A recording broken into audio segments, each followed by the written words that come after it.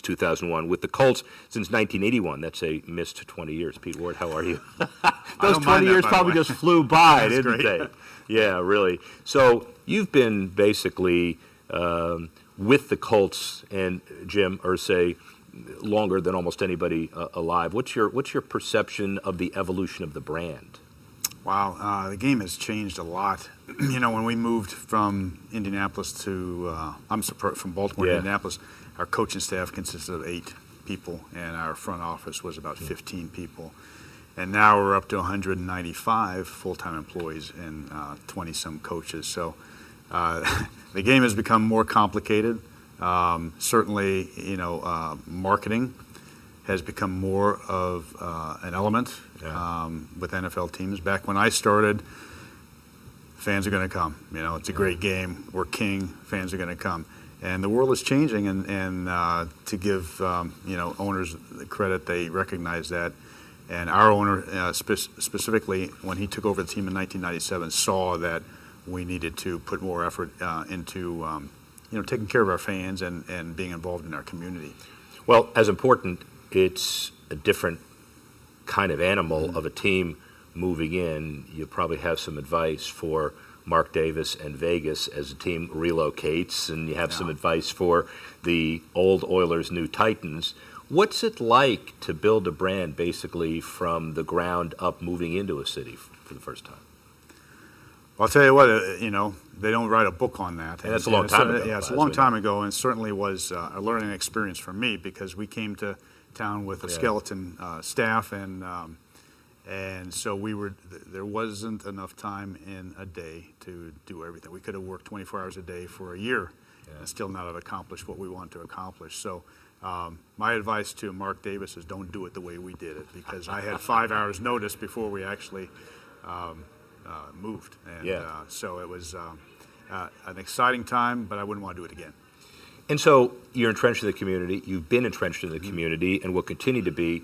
And the more you realize what the brand of Indianapolis is, it transcends other markets. Amateur sports capital of the world, Eli Lilly, then the Colts, the Pacers, All-Star games, NCAA. What makes Indy so special? You know what? It's the culture of collaboration, I think, and that's something that we noticed when we first came. Honestly, if it weren't for the sports initiative in Indy, we would be in Phoenix or LA or someplace else, because we came here. They had built a stadium with no team to play in that stadium, and so it was waiting for us when we moved. So it's just an intimate, small town feel, even though it's a big city. All the advantages of a big city, but people work together, and it's always been that way. And it continues today with attaining these huge events like the College National Championship and Final Fours and the NBA All-Star Game. And Sports Corp is part of the glue that puts it together. But as far as best practices are concerned, any market can say they aspire to do that. How did Indy get that done, and other markets just talk about it? Again, it's just a unique culture in Indianapolis and Indiana. Like people come together and get things done for the community, and so it is really special, and we're fortunate to be here. Mega events, sports says mega events. You got the Combine every year. What does the Combine mean to you and mean to the city? Well, it's huge to the city. It's become a bigger and bigger event, and over 1,000 media come in for that. So it's an economic impact factor. But aside from that, it's the perfect location, the perfect setting, with the stadium being connected to the hotels and the convention center. It's the perfect scenario for the Combine, and it's been here for so long. The medical resources, the people that know how it's done. You can't find a better spot. People at Radio City Music Hall said the draft was here for so long it's going to continue to stay, and people were asleep at the switch, and now the NFL has a tremendously successful mobile property, Dallas, Philly, Chicago, otherwise. Will the Combine be on the list of mobile assets, or is Indy fight hard to make sure that it stays where it is? Well, it remains to be seen. When the contract is up in 20, there's nothing planned for the future, so we'll see. I know that the city will put its best foot forward in trying to retain such a significant event. Let's talk philanthropy. You're the chairman of a major cancer initiative in Indianapolis, have been. the issue of doing the right thing is always in the forefront. Everybody talks about statistics. You can ask why you do it, but how important is philanthropy to the brand, to ROI, and you and the Colts personally? Well, honestly, it's important for every team to be involved in the community and give back, and that it starts with that, but goes beyond that, and it starts with leadership. There are things that our ownership does that they don't need to do in terms of, keeping our fans engaged. We feel like we're an important, thread to this community, and it goes beyond giving back. It's wanting to make a difference and make this a better place to live. This is our home. It goes beyond, keeping fans in our seats. It's making this a better community, stronger community. But you've also got corporate partners who also believe in all of that. There are major corporations in this community that are making a simultaneous commitment to philanthropy as well. Absolutely, yeah, and we like to partner with them. And again, that goes back to Indianapolis and people collaborating to do significant things to make the community stronger. Here's a broad question, not a softball, but a broad question. In your mind, as we sit here in 2018, is the NFL going in the right direction? I think the NFL is going in the right direction. We're certainly learning. We're taking some punches. Yeah. Fair. But it's way too soon to think that the sky is falling.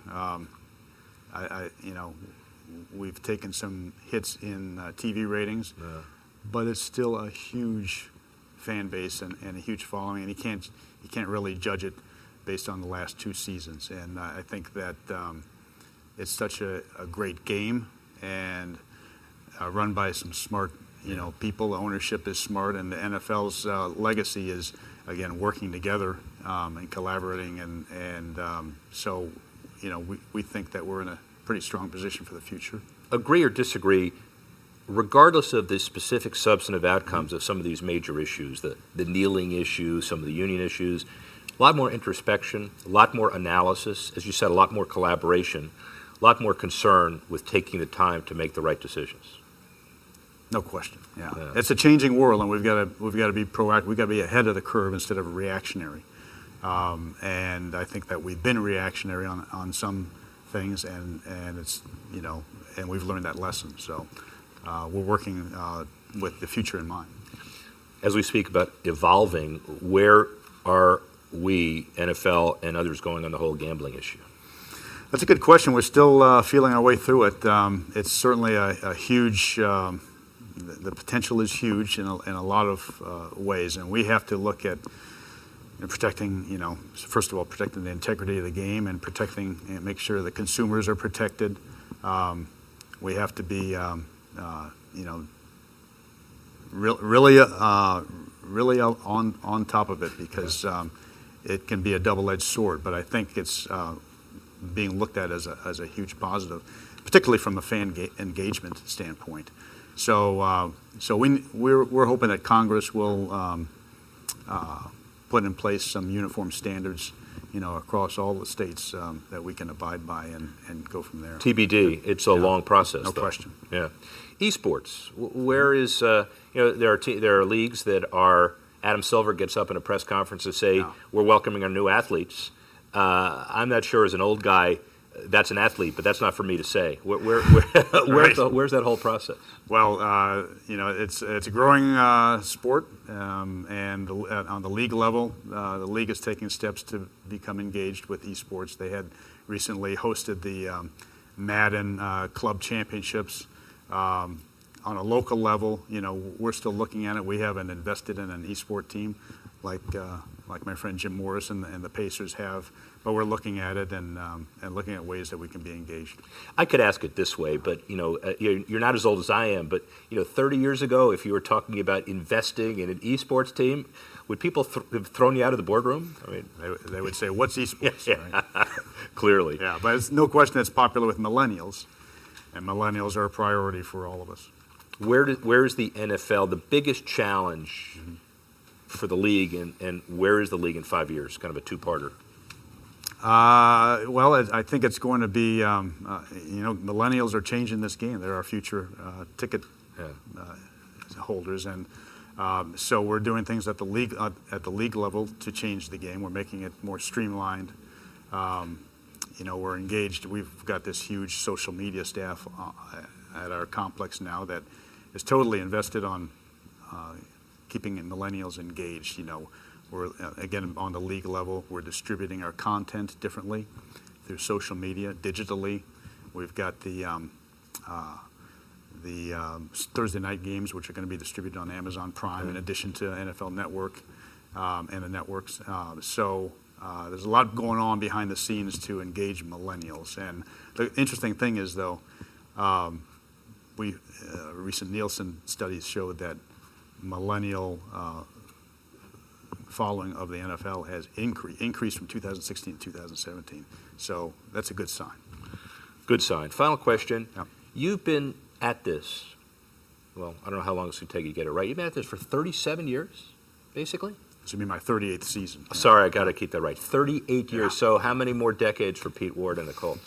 I'm shooting for 3 minimum. 3 more decades? But, Good for honestly, you. I think as long as I love it, I'll keep going and as long as they want me.